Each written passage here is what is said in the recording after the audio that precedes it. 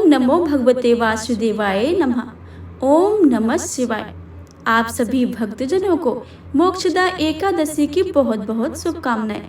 आप सभी पर लक्ष्मी नारायण की कृपा सदा सर्वदा ही बनी रहे। हे प्रिय भक्तों, आज के इस वीडियो में आप श्रवण करेंगे मोक्षदा एकादशी की बहुत ही दुर्लभ एवं पावन व्रत कथा, और साथ ही आप श्रवण करेंगे एकादशी माता की आरती और एकादशी माता की कथा। तो आप सभी से अनुरोध है कि इस कथा को पूरे भक्ति भाव से और प्रसन्न मन चित्त से पूरा अवश्य सुने। और कथा को सुनने से पहले कमेंट बॉक्स में लक्ष्मी नारायण की जय लिखना बिल्कुल भी मत भूलिएगा। आइए प्रेम से सुनते हैं मोक्षदा एकादशी की बहुत ही सुंदर व्रत कथा। तो प्रेम से बोलिए श्री गणेश भगवान की जय, लक्ष्मी नारायण भगवान की जय। मोक्षदा एकादशी हिंदू शास्त्रों में विशेष महत्व रखती है। कहते हैं कि मोक्षदा एकादशी का व्रत रखने से व्यक्ति को मोक्ष की प्राप्ति होती है। साथ ही इस एकादशी का व्रत रखने से पितरों को भी पुण्य मिलता है। लेकिन मोक्षदा एकादशी का व्रत उसकी कथा के बिना अधूरा माना जाता है। हे प्रिय भक्तों, युधिष्ठिर बोले कि देवेश्वर, मैं पूछता हूँ, मार्गशीर्ष के शुक्ल पक्ष में जो एकादशी होती है उसका क्या नाम है, कौन सी विधि है तथा उसमें किस देवता का पूजन किया जाता है? हे स्वामी, यह सब यथारूप मेरे से वर्णन कीजिए। तब श्री कृष्ण भगवान कहते हैं, हे राजा युधिष्ठिर, मार्गशीर्ष मास के कृष्ण पक्ष में उत्पन्ना एकादशी होती है, जिसका वर्णन मैं तुम्हारे समक्ष कर दिया है। अब शुक्ल पक्ष की एकादशी का वर्णन करूंगा, जिसके श्रवण मात्र से वाजपेयी यज्ञ का फल प्राप्त होता है। उसका नाम है मोक्षदा एकादशी, जो सब पापों को अपहरण करने वाली है।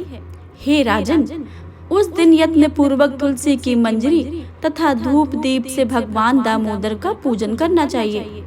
प्रवोक्त विधि से ही दसवीं एवं एकादशी के नियम का पालन करना चाहिए।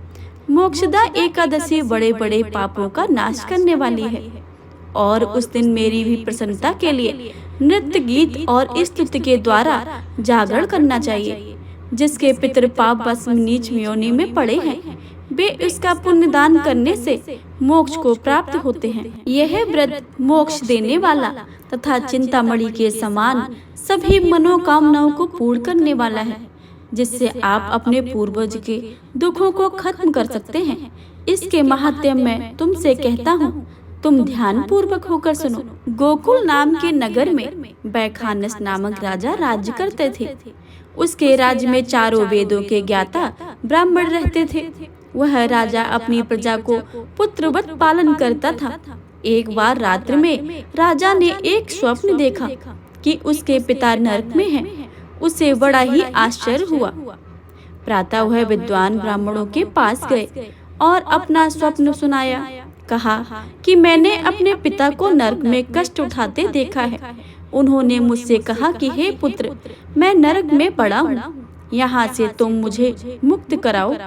जब मैंने ये वचन सुने, तब से मैं बहुत बेचैन हूँ। चित्त में बड़ी अशांति हो रही है। मुझे इस राजधन, पुत्र, स्त्री, हाथी, घोड़े आदि कुछ सुख प्रतीत नहीं होता है।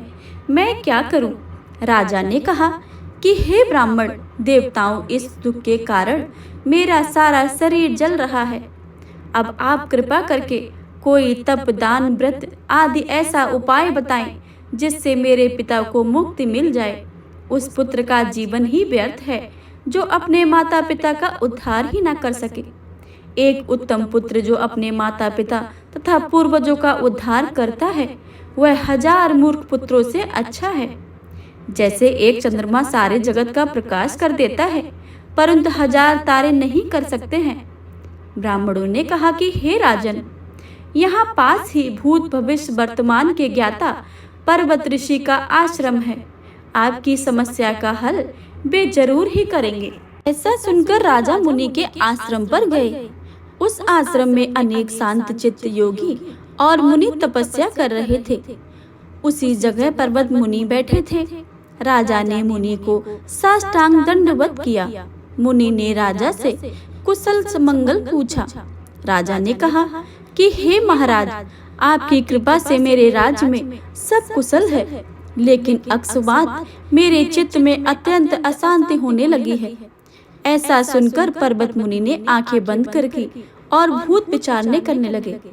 फिर बोले कि हे राजन, मैंने योग के बल से तुम्हारे पिता के कुकर्मों को जान लिया है।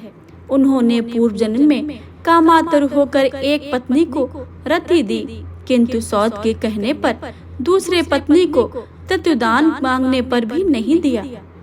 उसके पाप कर्म के कारण तुम्हारे पिता को नरक में जाना पड़ा। तब राजा ने कहा कि इसका कोई उपाय बताएं। मुनि बोले कि हे राजन, आप मार्गशीर्ष एकादशी का उपवास करें और इस व्रत के पुण्य को अपने पिता को संकल्प करके दें। इसके प्रभाव से आपके पिता की अवश्य नरक से मुक्ति होगी। मुनि के ये वचन सुनकर राजा महल में आए और मुनि के कहने अनुसार कुटुंब सहित मोक्षदा एकादशी का व्रत किया। इसके उपवास का पुण्य अपने पिता को अर्पण कर दिया। इसके प्रभाव से उसके पिता को मुक्ति मिल गई और स्वर्ग में जाते हुए वे पुत्र से कहने लगे कि हे पुत्र, तेरा कल्याण हो। यह कहकर वह स्वर्ग को चले गए। मार्गशीर्ष मास की शुक्ल पक्ष की मोक्षदा एकादशी का जो व्रत करते हैं, उनके समस्त पाप नष्ट हो जाते हैं। इस व्रत में बढ़कर मोक्ष देने वाला और कोई व्रत नहीं है। इस दिन गीता जयंती भी मनाई जाती है। साथ ही धनुर्मास की एकादशी कहलाती है। अतः इस एकादशी का महत्व कई गुना और भी बढ़ जाता है। इस दिन से गीता का पाठ अनुष्ठान आरंभ करें तथा प्रतिदिन थोड़ी देर गीता अवश्य पढ़ें। हे प्रिय भक्तों, तो यह थी आज के मोक्षदा एकादशी व्रत की कथा। अब आप सभी श्रवण करेंगे एकादशी माता की कथा। प्रेम से बोले लक्ष्मी नारायण भगवान की जय। एकादशी माता की जय। सभी देवी देवताओं की जय। हे प्रिय श्रोताओं, अब आप सभी सुनेंगे एकादशी माता की बहुत ही पावन और सुंदर व्रत कथा। आप सभी पूरे भक्ति भाव से इसको भी अवश्य ही सुनिएगा। एक समय की बात है, किसी नगर का एक राजा था। उसके 2 बेटियां थीं। छोटी बेटी एकादशी का व्रत किया करती थी, परंतु बड़ी बेटी कोई भी व्रत नहीं करती थी। सभी छोटी से बहुत ही प्रेम करते थे, जिसकी वजह से बड़ी बहन उससे ईर्ष्या करती थी। उसने लड्डू में जहर मिलाकर छोटी बेटी को खाने को दिया, परंतु ग्यारस माता की कृपा से उसको कुछ भी नहीं हुआ। यह देखकर बड़ी बहन ने उसे पानी भरने के बहाने कुएं में धकेल दिया। ग्यारस माता ने उसे बीच में ही पकड़कर बाहर निकाल दिया। इस बार भी छोटी बहन को जीवित देखकर उसने एक घड़े में सांप रखकर उसके कमरे में रख दिया। सांप भी उसकी ग्यारस माता की भक्ति देखकर वहां से बिना उसे नुकसान पहुंचाए चला गया। एक दिन पड़ोसी नगर का राजकुमार बड़ी बहन को देखने के लिए आया। जब उसने दोनों बहनों को देखा तो उसे राजा की छोटी राजकुमारी पसंद आ गई। इसके कारण बड़ी बहन उससे अधिक ईर्ष्या करने लगी। विचार किया कि मैंने मारने के लिए क्या कुछ नहीं किया है, परंतु यह हर बार बच गई है। इस बार कुछ और करना चाहिए। यह सोचकर वह छोटी बहन के पास गई और बोली, बहन, तुम जानती हो हमारी मृत्यु किसी न किसी जगह किसी के द्वारा लिखी होती है। छोटी बहन ने कहा कि यह सच है। बड़ी बहन फिर बोली, तुम्हें तो पता ही होगा कि तुम्हारी मृत्यु किसके द्वारा और कैसे होगी, क्योंकि तुम तो ग्यारस माता की भक्त हो। छोटी बहन भोली थी। उसने बड़ी बहन से कहा, बहन, मेरा जीवन महल में ही जो तोता है उस तोते के गले में बंधे हार में है। जब कोई तोते को मारकर उस हार को पहन लेगा तो मैं मूर्छित हो जाऊंगी, और जब उतार कर टांग देगा तो मैं जीवित हो जाऊंगी। बड़ी बहन यह सुन तोते को ढूंढने लगी। छोटी बहन अपने पिता के पास गई और बोली, पिताजी, यदि किसी कारणवश मुझे कुछ हो जाए तो मुझे जलाना नहीं, बल्कि हमारे महल के पास में ही एक महल जो पुराना है वहां सुला देना। यदि कोई पूछे तो बता देना कि मैं मूर्छित हो गई हूँ। ठीक होने से समय लगेगा। राजा ने कहा, बेटी ऐसी अशुभ बातें मत करो, कल तो तुम्हारी बारात आने वाली है। अगले दिन बारात आई, फेरे शुरू हुए, 3 फेरे पूरे हुए। चौथे फेरे में बड़ी बहन ने उस तोते को ढूंढ लिया था और उसे मारकर हार अपने गले में पहन लिया। हार पहनते ही छोटी बेटी मूर्छित हो गई। राजा ने भी अपनी बेटी के कहे अनुसार उसे अपने पुराने महल में सुला दिया और एक पहरेदार बैठाकर उसे कहा कि बिना मेरी अनुमति के कोई महल में न जाए। कुछ ही पल में बड़ी बहन पिता के पास आई और बोली, पिताजी, छोटी बहन को सुन मुझे बहुत दुख हुआ है, परंतु घर आई बारात को खाली हाथ लौटाना अच्छी बात नहीं है। आप चाहें तो मेरी शादी राजकुमार से करवा दें। ईश्वर की इच्छा के आगे हमारा कोई वश नहीं होता है। राजा को बड़ी बेटी की बात उचित लगी और बड़ी बेटी को छोटी के वस्त्र पहनाकर फेरों में बिठा दिया। राजकुमार ने देखकर कहा, यह मेरी दुल्हन नहीं है, मैं कैसे विवाह कर सकता हूँ, क्योंकि यह मुझे नहीं है जिसके मेरे साथ 3.5 फेरे हुए हैं। जब वह बोलती तो मुझे मुख में फूल झड़ते। सभी के समझाने पर राजकुमार ने विवाह के लिए हाँ कर दिया और बड़ी बेटी का विवाह राजकुमार के साथ हो गया। विदाई के बाद जब सभी बहू को लेकर अपने महल आए, वहां बहू की अच्छी प्रकार से स्वागत किया, लेकिन राजकुमार ने उसे बात तक नहीं की और न ही उसके हाथ का पानी तक पिया। उसके हाथ से बना भोजन भी नहीं खाया। राजकुमार ने मन में विचार किया, आखिर मेरी पत्नी के साथ ऐसा क्या हुआ है, इसका मैं पता लगाकर ही रहूंगा। दुखी मन से एक दिन राजकुमार घोड़े पर बैठकर शिकार के लिए निकला। घोड़ा वहीं जाकर रुका जहां राजकुमारी की अधमरी लाश को रखा था। अचानक घोड़े के रुकने से राजकुमार ने सोचा, कोई कारण तो है जो घोड़ा यहाँ आकर रुका है। वह घोड़े से उतरकर पुराने महल की तरफ गया। वहां खड़े चौकीदार से पूछा, यह महल किसका है? वहां एक खाट पड़ी थी, खाट पर कौन सो रहा है? तब चौकीदार ने उन्हें सारी बातें बता दी और कहा कि वह वही राजकुमारी है जो फेरों के समय मूर्छित हो गई थी। राजकुमार ने सोचा, यह तो मेरी पत्नी है जिसके साथ मैंने 3.5 फेरे लिए थे। उन्होंने चौकीदार से कहा कि मैं यहाँ आया हूँ, तुम किसी को मत बताना, इसके लिए मैं तुम्हें अच्छी धनराशि दूंगा। चौकीदार भी मान गया। तब राजकुमार खाट के पास गया और देखा कि राजकुमारी मूर्छित पड़ी है। और राजकुमार ने बचे हुए 3.5 फेरे वहीं ले लिए और रात को वहीं पर रुक गया। राजकुमारी ने जब रात को अपने पति को वहां देखा तो वह खूब रोई। राजकुमार ने पूछा, तुम अचानक फेरों के समय मूर्छित कैसे हो गई थी? तुम्हारे पिता ने मेरी शादी तुम्हारी बड़ी बहन से करवा दी, जबकि मैंने तुम्हारी बड़ी बहन को स्वीकार ही नहीं किया है। तुम दिन में मूर्छित थी तो रात में तुम कैसे जीवित हो गई हो? और कौन सा राज है, मुझे बताओ। राजकुमारी ने तोते और हार की सारी बात अपने पति को बताई और यह भी बताया कि मैंने यह बात केवल मेरी बड़ी बहन को बताई थी। यह सब उसने किया है क्योंकि यह मुझे बहुत ईर्ष्या करती है।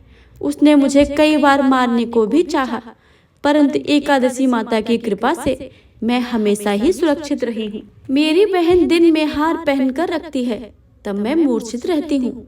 रात को हार उतार कर सोती है तो मैं जीवित हो जाती हूँ। यदि वह हार मुझे वापस मिल जाए तो मैं हमेशा के लिए जीवित हो जाऊंगी। ऐसा भी होती है, बड़ी बहन भी ऐसी होती हैं। इस प्रकार राजकुमार ने सोचा।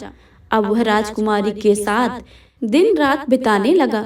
बड़ी बहन ने पता लगाना चाहा कि आखिर राजकुमार रात दिन कहाँ रहते हैं, परंतु पता नहीं लगा सकी। एक दिन छोटी रानी गर्भ से हो गई। वह राजकुमार से बोली, मुझे चाहे बेटा हो या बेटी हो, रात में ही हो तो अच्छा है, क्योंकि दिन में मैं मूर्छित रहती हूँ। एक दिन राजकुमार को किसी काम के लिए बाहर जाना पड़ा। उस दिन रानी को प्रसव हो गया। वह ग्यारस माता को याद करती। ग्यारस माता आकर स्वयं उसका प्रसव करवाती।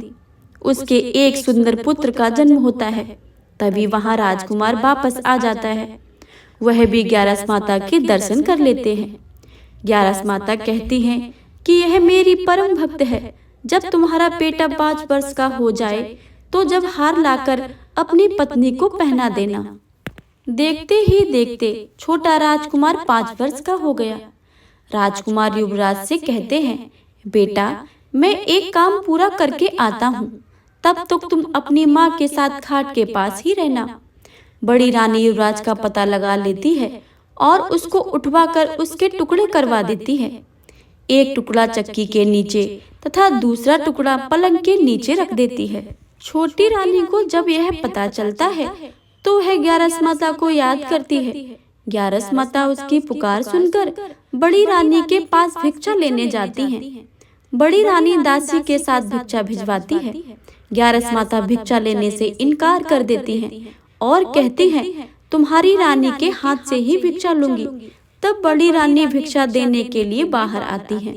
तो ग्यारस माता बिल्ली का रूप धरकर अंदर जाकर बच्चे के दोनों टुकड़ों को जोड़कर उसके प्राण फूंक देती हैं। बच्चा जीवित हो जाता है। वह बच्चे को लेकर चली आती हैं। फिर राजकुमार अपने बेटे को लेकर अपने महल जाते हैं। बड़ी रानी से कहते हैं, रानी यह बच्चा मेरे दूसरे रिश्तेदार का है। यदि तुम इसे प्यार से रखोगी तो हो सकता है मेरे दिल पर तुम पर आ जाए। तब वह बड़ी रानी उसे बड़े प्यार से रखती है। एक दिन राजकुमार अपने बेटे से कहता है कि बेटा तुम अपनी मौसी से हार मांग लो, हम यह हार तुम्हारी माँ को पहना देंगे। बच्चा जब हार मांगता है तो रानी को याद आता है कि उसके पति ने कहा था कि मैं बच्चे को प्यार से रखूंगी तो वो मेरे हो जाएंगे। यही विचार करके वह हार बच्चे को दे देती है। राजकुमार कहते हैं कि रानी आज तुम हमारे हाथों से बना हुआ खाना खाएंगे। तुम खाना बनाओगे तब तक हम आते हैं। रानी बहुत खुश होकर खाना बनाती है। राजकुमार अपने बेटे को लेकर छोटी रानी के पास जाते हैं और वह हार उसे पहना देते हैं। छोटी रानी जीवित हो जाती है। राजकुमार छोटी रानी व युवराज को लेकर अपने महल जाते हैं और बड़ी रानी को उसके पिता के पास ले जाते हैं और उन्हें सारी बातें बताते हैं। राजा यह बात सुनकर बड़े ही दुखी होते हैं और अपनी बेटी की वजह से बहुत ही शर्मिंदा होते हैं। ग्यारस माता की कृपा से छोटी रानी का घर संसार खुशियों से भर जाता है। तो प्रेम से बोलिए ग्यारस माता की जय। ग्यारस माता जैसे आपने छोटी राजकुमारी पर कृपा की है, वैसे ही कृपा अपने सभी भक्तों पर बनाए रखना। बोलिए ग्यारस माता की जय। प्रिय श्रोताओं, अब आप सभी श्रवण करिए ग्यारस माता की आरती। ओम जय एकादशी माता मैया, जय एकादशी माता। विष्णु पूजा व्रत को धारण कर शक्ति मुक्ति पाता।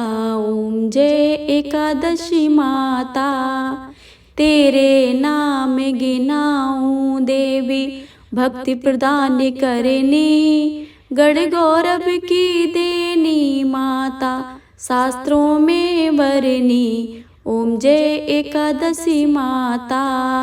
मार्गशीर्ष में कृष्ण पक्ष की उत्पन्ना विश्वतारिणी जन्मी। शुक्ल पक्ष में होए मोक्षदा, मुक्तिदाता बन आई। ओम जय एकादशी माता। पौष के कृष्ण पक्ष की सफला नाम के है। शुक्ल पक्ष में होए पुत्रदा, आनंद अधिक रहे। ओम जय एकादशी माता।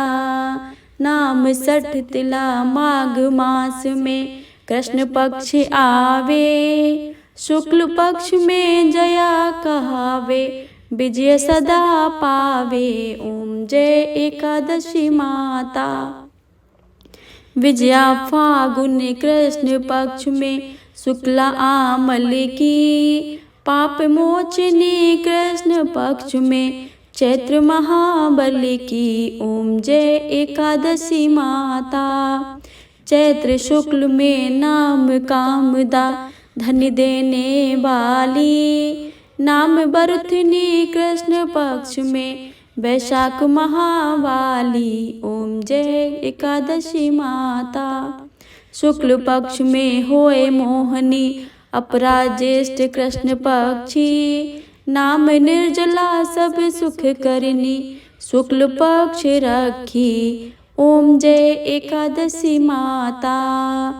योगिनी नाम आषाढ़ में जान्यो, कृष्ण पक्ष करनी, देव शनि नाम कहायो, शुक्ल पक्ष धरनी। ओम जय एकादशी माता। कामिका श्रावण मास में आवे, कृष्ण पक्ष कहिए, श्रावण शुक्ला होए पवित्र, आनंद से रहिए। ओम जय एकादशी माता। अजा भाद्रपद कृष्ण पक्ष की परिवर्तनी शुक्ला, इंद्रा अश्विन कृष्ण पक्ष में व्रत में भव सागर निकला। ओम जय एकादशी माता। पापांकुशा है शुक्ल पक्ष में आप हरनिहारी, रमा मास कार्तिक में आवे सुखदायक भार। जय एकादशी माता। देव्योत्थानी शुक्ल पक्ष की दुख नाशक मैया, पावन मास में करूं विनती, पार करो नैया। ओम जय एकादशी माता। परमा कृष्ण पक्ष में होती जन मंगल करनी, शुक्ल माक्ष में होए पद्मिनी, दुख दरिद्र हरिणी। ओम जय एकादशी माता। जो कोई आरती एकादशी की भक्ति सहित गावे, जन गुरुदिता स्वर्ग का वासा निश्चय वह पावे। ओम जय एकादशी माता। ओम जय एकादशी माता। मैया जय एकादशी माता।